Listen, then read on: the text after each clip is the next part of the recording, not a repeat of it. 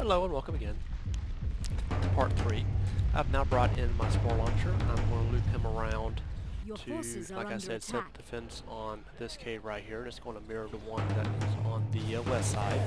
It's going to be a Spore Launcher supported by 6 living towers, as well as Root Nexus and Sylvan Gate, as well as Market Keeper to keep the Twilight Horrors off of you.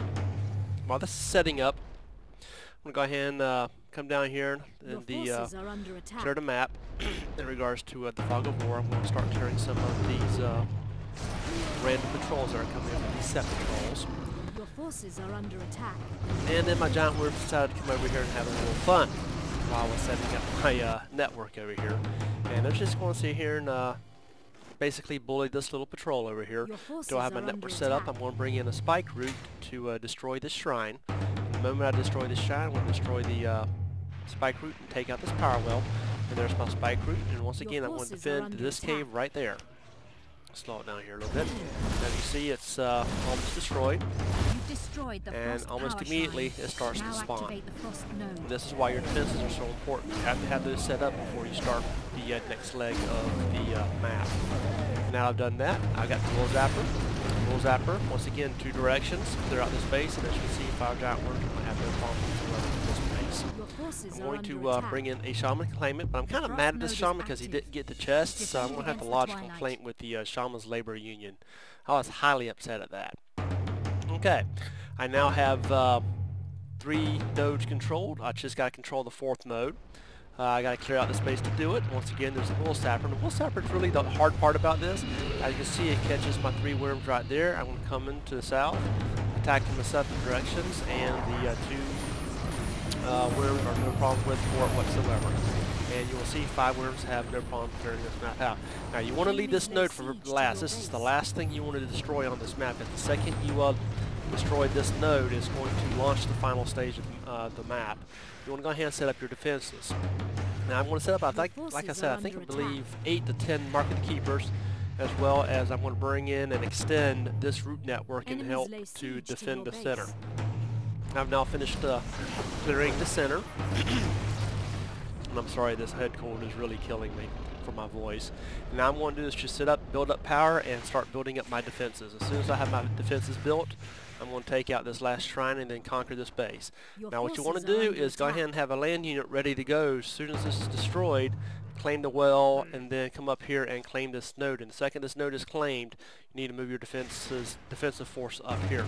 And you want to see real quick that it's really key right here to have all these buildings, because every place that's a cave here, and as you can see, there's already a force mounting right here, but this force is going to patrol up and over and down into this base right here, but there's nothing to defend here, so you really don't have to worry about it. Now, when you get ready to beat for the do the final defense, it will change the defense or the patrol patterns, and they will all come right here to the Nightmare Shard. Now, as you see, I've started to extend my root network to be able to put a Razorleaf right here. The reason why you want to do that is because this cave right here spawns a whole bunch of death gliders, and they want to fly due north and attack your base from this direction right here. So this is where the Razor Shard comes into play. Unfortunately, a Spore Launcher will not take out air units. So I'm just going to park my giant Wyrms here to take out this cave until I am ready and my defenses are sufficient. As you can see, I have a patrol here already. I have a patrol here already. So as soon as you, like I said, as soon as you take out this shrine, it's going to very quickly turn everybody into this right here. And you're going to see why it's so important to have these defenses up here, because these defenses delay those attack waves long enough for you to be able to beat this map. Your forces are under attack. Let's beat this up. And all I'm doing now, as you can see now, I got Primal Defenders in. I've got them set to Sky Watch. Got 1, 2, 3, 4, 5, 6, 7, 8 Market Keepers. And as long as you have a ground presence here, you will win the map. As long as you have at least one unit, either a air unit or a ground unit or a building, you're going to be able to win this map or be able to control this shard. So as long as you keep one unit here, you're very good. So if all else fails, just start spamming buildings if you start to get in trouble.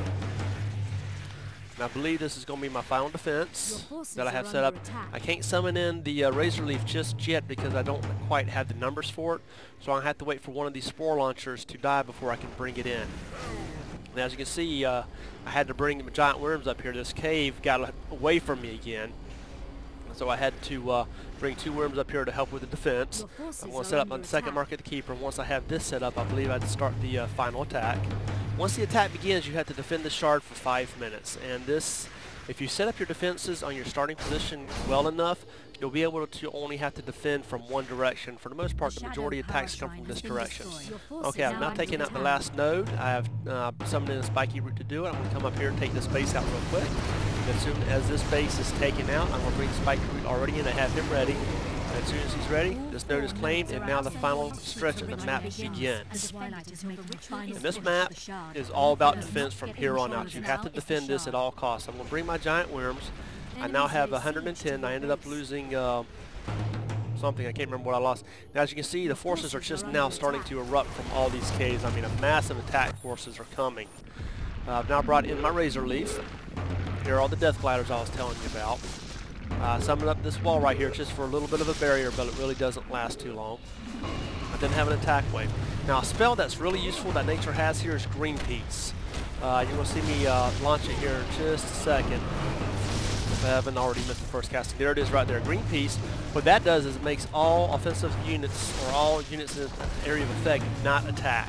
So you have 4 charges on it, so that's 100 seconds, which is a little over a minute and a half that you can basically just have free reign. If you position your Wyrms outside the area of effect of the Greenpeace, they can have free attack on those units because the Greenpeace will affect your unit as well. As you see, for the most part, all my buildings were cleared out over here. The attack force doesn't really that strong right here because my Razorleaf is intercepting him from the north end. So as long as you have this Razorleaf right here, it's going to run interference for you. But as you can see, my defenses collapsed right here in this particular map in the northeast. My center is still holding. I've now brought in, for some reason, my giant Wyrm got a mind of their own and decided to attack this cave by themselves. You want to have to micro them a little bit. You want to keep them centered on the shard. And as you can see, another attack wave is forming. A whole bunch of witches, death gliders, minions, and you name it is coming. You have to hold this for a total of 5 minutes. And as you see, if you can't see the red on the map, it's really starting to attack. I got a giant wave coming here, got a giant wave here, a giant wave here, another giant wave coming right here. The good news is the Razorleaf will take out the death gliders very quickly, so it lessens the blow of this southern attack wave that's coming. I now have another wave coming here, along with a whole bunch of Twilight Hags, Tree Fiends, and Abominations and Hulks. There's another Greenpeace, and once again, position your Great Wyrms outside that area of effect, and you don't have to worry about it. Even if they walk through it, they're still going to be affected, so you can take out these units very, very quickly. And as you can see, I'm starting to get a decently sized large wave. There's some more Tree Fiends coming in. And if you can look at the mini-map, you can see just everything that's incoming. But if you set up your defenses right initially, you really don't have to worry about it. And as you can see, the map is now over with, and you end up winning the map. Even if you have Twilight minions all over the place, as long as you have one unit there, either air or ground or building, you will beat the map. This map can be a little bit tricky. I do use a very, very specialized deck. All my cards were upgraded to level 3. It's not easy doing this with a play for free deck. I've tried and it's not possible, at least not yet. I'm hoping I can make it possible. But as you can see, there you go. If you have those cards, you shouldn't have too much of a problem with this. I hope you enjoyed this replay. I hope you improve on it. This is Staring to Ford, signing off.